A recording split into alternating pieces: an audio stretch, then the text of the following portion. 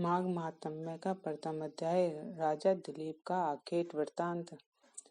प्राचीन काल की बात है। अत्यंत पवित्र तीर्थस्थल श्री नैमिषारण्य क्षेत्र में मुनिजनों ने श्री सूर्य जी से प्रार्थना करते हुए निवेदन किया कि हमें समस्त सुखों तथा मोक्ष देने वाला माघ मास के महात्म्य का सविस्तार वर्णन सुनाने की कृपा करें। अत्यंत प्रसन्नता पूर्वक सूर्य जी बोले, हे मुनिजनों, तुम धन्य हो। तुम्हारा हृदय भगवान श्री कृष्ण की भक्ति में लीन रहता है, अतः तुम्हें माघ मास का व्रत तथा महात्म्य का वर्णन सुनाता हूँ। सबसे पहले माघ मास का सविस्तार वर्णन शंकर भगवान ने देवी पार्वती को सुनाया था। अतः इस महाव्रत के कर्णधार स्वयं देवाधिदेव श्री शंकर भगवान ही हैं। एक दिन कैलाश पर्वत पर निवास करते समय देवी पार्वती ने अत्यंत जिज्ञासा पूर्वक भक्ति सहित अपने आराध्य देव शंकर भगवान से निवेदन किया, हे प्रभु, मुझे माघ मास के व्रत का महात्म्य पूजन व इसका इतिहास विधि पूर्वक बताने की कृपा करें। देवी पार्वती के भक्तिपूर्ण पवित्र भाव देखकर महादेव जी अत्यंत प्रसन्न हुए और बोले, हे प्रिय, अति प्राचीन काल का वृतांत है। महाराज दिलीप ने एक विशाल यज्ञ का आयोजन किया। यज्ञ के अंत में अनेकानेक ऋषि जनों ने राजा का विशाल यज्ञ के आयोजन के लिए आशीर्वाद दिया। नगरवासियों ने राजा की बुरी बुरी प्रशंसा की। यज्ञ के पश्चात महाराज दिलीप सेना की एक टोली के साथ आखेट के लिए निकले। घनघोर जंगलों में निकले तो राजा आश्चर्यचकित रह गए। उन्हें कोई शिकार ही दृष्टिगोचर नहीं हो रहा था। अतः राजा की टोली को देखकर जंगली जानवर अपने प्राणों की रक्षा के लिए अपनी अपनी मांदों में छिप गए थे। शिकार करते वक्त राजा दिलीप को वन में कुछ मृग तो दिखाई दिए थे, परंतु उन्हें सिंह कहीं भी नहीं दिखाई दिया। राजा दिलीप सिंह शिकार के लिए अत्यंत उत्सुक थे।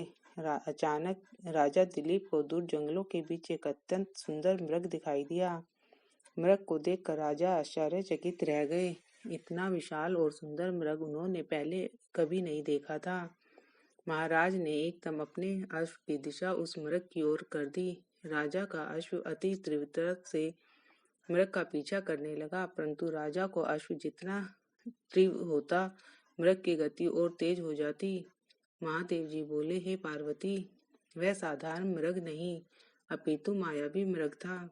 मृग कभी कभी लंबी कुलाएं भरता हुआ अदृश्य हो जाता और अचानक दिखाई देने लग जाता। राजा व उनके अनुचर परेशान व हैरान थे। उनके अश्व अत्यंत दुर्गम थे। उस मृग का पीछा कर रहे थे। पीछा करते करते सायंकाल का समय होने लगा। सूर्य अस्ताचल की ओर चल पड़ा। उस समय यकायक हिरण गायब हो गया। राजा थक गए थे और प्यास से चूर थे। राजा तथा उनके अनुचर प्यास से थके मांदे तथा व्याकुल जलाशय की तलाश में इधर उधर भटकने लगे। अचानक राजा को दूर दूर एक विशाल सरोवर दिखाई दिया। हे देवी पार्वती, राजा तथा उनके अनुचर हर्ष विभोर हो उठे और उनके अश्वों को मुख उस सरोवर की ओर मोड़ दिया। कुछ ही समय में महाराजा दिलीप सरोवर के निकट पहुंचे। प्यास से व्याकुल महाराज ने अत्यंत सुंदर मणिक सरोवर देखा। उस जलाशय के चारों ओर छायादार वृक्ष तथा रंग बिरंगे पुष्पों का एक उद्यान था। जल स्वच्छ, निर्मल तथा पारदर्शी था। सरोवर में रंग बिरंगी मछलियां जल विहार कर रही थी। जलाशय में अति सुंदर कमल के पुष्प खिले हुए थे। महाराज इस रमणीय स्थान को देखकर आत्म विभोर उठे। एक बार तो वह अपनी तमाम थकान भूल गए।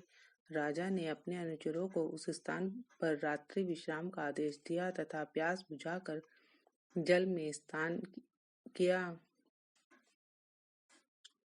उनकी थकान छूमंतर हो गई और हृदय प्रफुल्लित हो गया।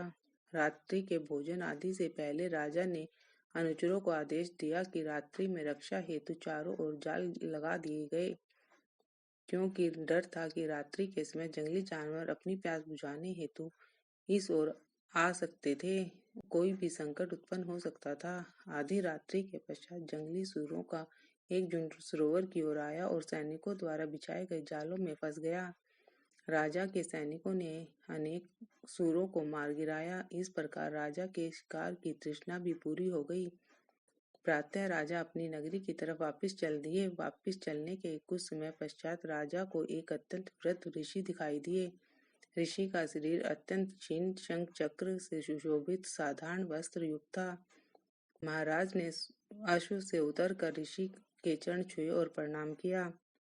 हर्षित ऋषि ने राजा को पहचान कर उनको आशीर्वाद दिया और कहा, हे राजन, माघ मास की इस पुण्य बेला में तुम कहाँ से आ रहे हो?